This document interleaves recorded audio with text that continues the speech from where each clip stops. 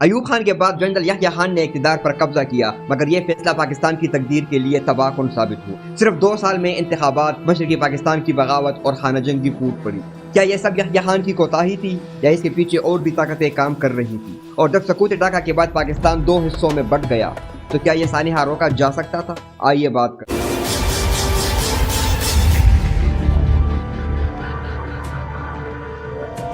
صدر یحییٰ خان کا پورا نام آغا محمد یحییٰ خان تھا۔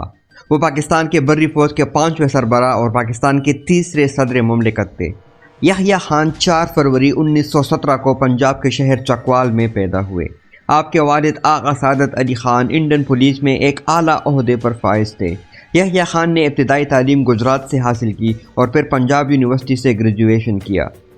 اس کے بعد انڈین ملٹری اکیڈمی دہرادون چلے گئے اور 1938 میں رائل انڈین فوج میں کمیشن حاصل کیا۔ دوسری عالمی جنگ کے دوران متعدد محاذوں پر خدمات انجام دی۔ 1945 میں کمانڈنٹ سٹاف کالج کوئٹہ سے کورس مکمل کر کے مختلف سٹاف عہدوں پر فائز رہے۔ بعد ازاں سٹاف کالج کوئٹہ میں انسٹرکٹر کے عہدے پر بھی مقرر کیے گئے۔ قیام پاکستان کے بعد مختلف ڈویژنل ہیڈ کوارٹرز اور جنرل ہیڈ کوارٹر میں اعلیٰ عہدوں پر فائز رہے۔ 1962 میں مشرقی پاکستان کے چیف آف جنرل سٹاف مقرر کیے گئے۔ ستمبر 1965 میں پاک بھارت جنگ کے دوران نمایاں خدمات انجام دی، جس کے صلے میں ہلال جرت کا اعزاز آپ کو دیا گیا۔ ستمبر 1966 میں جنرل موسیٰ خان کے ریٹائر ہونے پر افواج پاکستان کے کمانڈر ان چیف مقرر کیے گئے۔ اب بات کرتے ہیں ان حالات کے بارے میں جن کی وجہ سے جنرل یحییٰ خان پاکستان کے صدر بنے۔ 1965 کی جنگ کے بعد طلباء نے معاہدہ تاشکند کے خلاف تحریک کا آغاز کیا، جو کافی حد تک شدت اختیار کر گیا۔ وزارت خارجہ چھوڑنے کے بعد بھٹو نے پیپلز پارٹی کی بنیاد رکھی اور عوام میں موجود ایوب مخالف جذبات کا بھرپور فائدہ اٹھایا۔ 1966 میں مشرقی پاکستان کی سیاسی جماعت عوامی لیگ سے تعلق رکھنے والے شیخ مجیب الرحمان نے 6 نکات پیش کیے۔ ان نکات کو مغربی پاکستان میں سیاسی اور عوامی دونوں سطحوں پر شدید تنقید کا نشانہ بنایا گیا۔ ان 6 نکات کے بعد شیخ مجیب الرحمان پر الزام لگایا گیا کہ وہ صوبہ بنگال یعنی مشرقی پاکستان کو مغربی پاکستان سے الگ کرنا چاہتے ہیں، اور اس الزام میں ان کو گرفتار کر لیا گیا، جبکہ مغربی پاکستان میں ایوب خان کے خلاف سیاسی تحریک زور پکڑ گئی اور امن و امان کی صورتحال خراب سے خراب تر ہوتی چلی گئی۔ نومبر 1968 میں اپوزیشن جماعتوں کے متحدہ محاذ نے پاکستان بھر میں جمہوریت کی بحالی کی تحریک شروع کی، جس نے جلد ہی خونریز ہنگاموں کی شکل اختیار کر لی۔ مارچ 1969 تک حکومت پر ایوب خان کی گرفت بہت کمزور ہو چکی تھی۔ 23 مارچ 1969 کو یحییٰ خان نے ایوب خان کی حکومت کا تختہ الٹنے کی تیاری کو حتمی شکل دے دی اور کور کمانڈرز کو ضروری ہدایات بھی جاری کر دی۔ 25 مارچ 1969 کو ایوب خان نے قوم سے اپنا آخری خطاب کیا، جس میں انہوں نے اقتدار سے الگ ہونے کا اعلان کر دیا، جس کے بعد یحییٰ خان نے باقاعدہ ملک میں مارشل لاء نافذ کیا اور صدر کا عہدہ خود سنبھال لیا۔ جنرل یحییٰ خان کا مارشل لاء جنرل ایوب کے مارشل لاء سے بہت حد تک مختلف تھا۔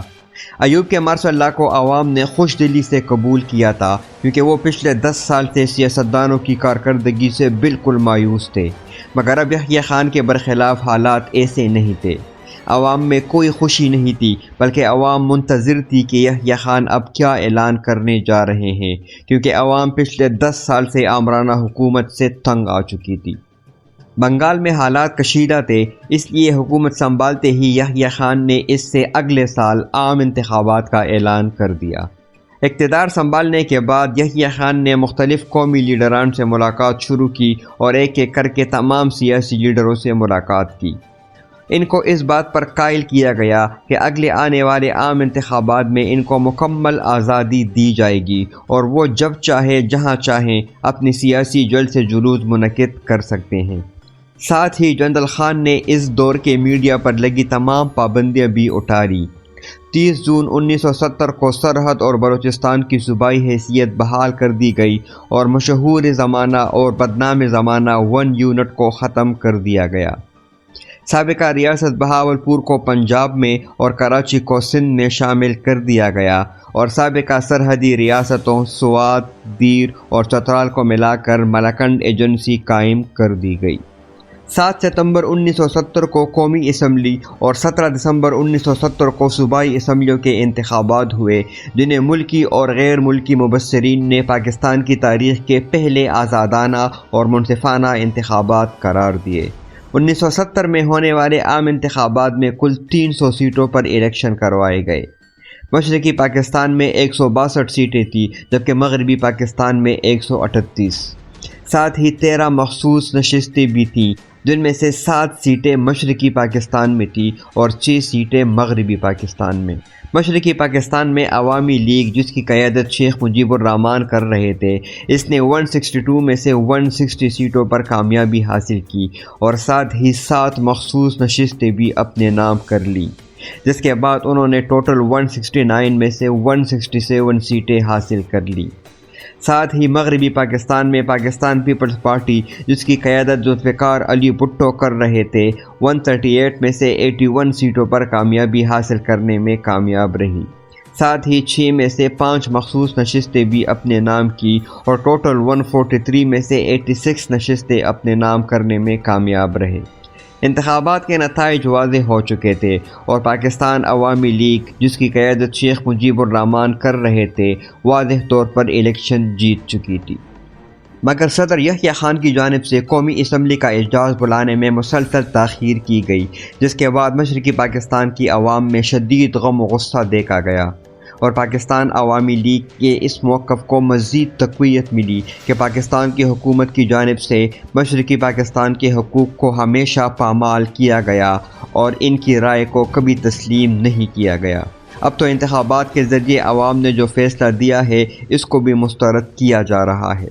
1970 کے انتخابات کے نتائج پاکستان کے مقتدرہ حلقوں کی سوچ کے بالکل برعکس آئے تھے اور پاکستان کے مقتدرہ حلقے اور جنرل خان بنگال کی ایک جماعت کو پاکستان کی حکومت نہیں دینا چاہتے تھے۔ جنرل خان نے مجیب الرحمان اور پاکستان عوامی لیگ پر الزام لگایا کہ وہ بھارت سے پیسے لے کر پاکستان کو توڑنا چاہتے ہیں، جس کے الزام میں شیخ مجیب الرحمان کو گرفتار کر لیا گیا اور اس معاملے کا سیاسی حل نکالنے کے بجائے فوجی آپریشن پر غور کیا گیا۔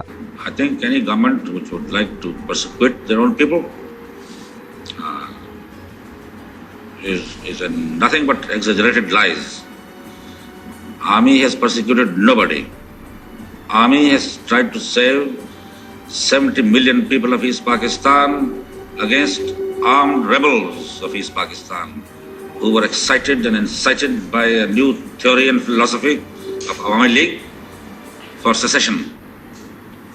The vast majority of Pakistan, in East Pakistan, have heaved a sigh of relief. بہت سے لوگوں نے جنرل خان کو یہ رائے دی کہ اس مسئلے کا سیاسی حل نکالا جائے۔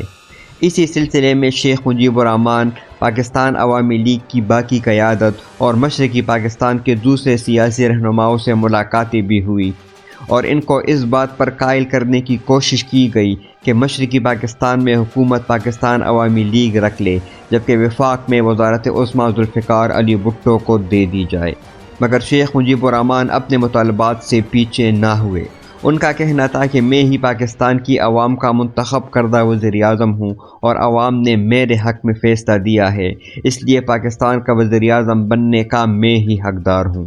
ساتھ ہی ساتھ انہوں نے یہ بھی مطالبہ کیا کہ پاکستان سے فوجی مارشل لا کو مکمل طور پر ختم کیا جائے، قومی اسمبلی کی اجلاس فوری بلائی جائے اور مجھ پر لگے الزامات یا تو واپس لیا جائیں یا ان کو ثابت کیا جائے، اور اگر ثابت نہیں کیا جا سکتا تو ان پر مجھ سے معافی مانگی جائے۔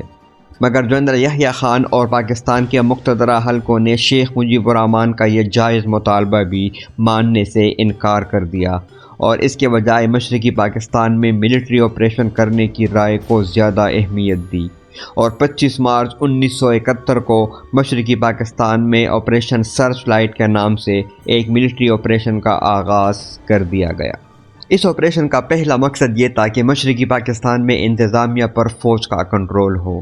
دوسرا مقصد یہ تھا کہ شیخ مجیب الرحمان اور پاکستان عوامی لیگ کی قیادت کو حراست میں لیا جائے اور اس پارٹی کو مکمل طور پر ختم کر دیا جائے۔ اس کا تیسرا مقصد یہ تھا کہ منظم بغاوت روکنے کے لیے ایسی پاکستان رائفلز، پولیس اور فوج میں بنگالی سپاہیوں کو غیر مسلح کر دیا جائے۔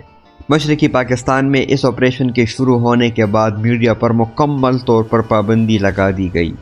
عوامی لیگ کے رہنماؤں کے گھروں پر چھاپے مارے گئے۔ شیخ مجیب الرحمان تو پہلے ہی گرفتار ہو چکے تھے، باقی رہنماؤں کو بھی گرفتار کرنے کی کوشش کی گئی، اور جو بھی پاکستان عوامی لیگ کا حامی عام سڑکوں پر نظر آتا اس کو گرفتار کر لیا جاتا، جس کے بعد کچھ عوامی لیگ کے رہنماؤں نے بمشکل اپنی جانیں بچائی اور وہ انڈیا کی طرف بھاگ گئے۔ اس آپریشن کا نقصان یہ ہوا کہ مشرقی پاکستان کی عوام مغربی پاکستان کی عوام سے نفرت کرنے لگی، اور علیحدگی پسند تنظیمیں جو بہت عرصے سے اسی موقع کے انتظار میں تھی، انہوں نے مسلح گروہ تیار کیے جو پاکستان کی افواج کے ساتھ باقاعدہ جنگ کرنے لگے۔ جو لوگ بھارت بھاگنے میں کامیاب ہوئے، بھارت نے ان کے ذریعے پوری عالمی دنیا کو یہ دکھایا کہ مشرقی پاکستان میں بنگالی عوام کے ساتھ ظلم کیا جا رہا ہے۔ بھارت جو کہ بہت عرصے سے اس موقع کی طاق میں تھا، اس نے موقع سے فائدہ اٹھایا اور ساتھ ہی اپنی ملٹری بھی اس جنگ میں اتار دی۔ آپریشن سرچ لائٹ اب مکمل طور پر جنگ میں بدل چکا تھا۔ بھارت اس جنگ میں کود چکا تھا اور مشرقی پاکستان میں مسلح تنظیم مکتی باہنی ہر محاذ پر پاکستانی افواج کا مقابلہ کر رہی تھی، جس کے بعد بالآخر 16 دسمبر 1971 کو مشرقی پاکستان میں جنرل نیازی نے سرنڈر کر دیا اور مشرقی پاکستان نامی صوبہ بنگلہ دیش کے نام سے ایک آزاد ملک بن گیا۔ اچانک اس کی خبر ملنے پر ملک بھر میں اور فوج کے اندر بھی یحییٰ خان کے لیے بہت غم و غصہ دیکھا گیا، جس کے بعد 20 دسمبر 1971 کو یحییٰ خان نے اپنے عہدے سے استعفیٰ دے دیا اور حکومت کی کمان پاکستان پیپلز پارٹی کے بانی ذوالفقار علی بھٹو کو دے دی گئی۔ 8 جنوری 1972 کو یحییٰ خان کو اپنی ہی خواہش پر عوامی غیظ و غضب سے بچانے کے لیے ان کے گھر میں نظر بند کر دیا گیا۔ جولائی 1977 میں جنرل ضیاء الحق کے مارشل لا کے نفاذ کے بعد خرابی صحت کی بنیاد پر یحییٰ خان کو دوبارہ رہا کر دیا گیا۔ وہ 10 اگست 1980 کو راولپنڈی میں انتقال کر گئے، جس کے بعد ان کو پشاور میں دفن کیا گیا۔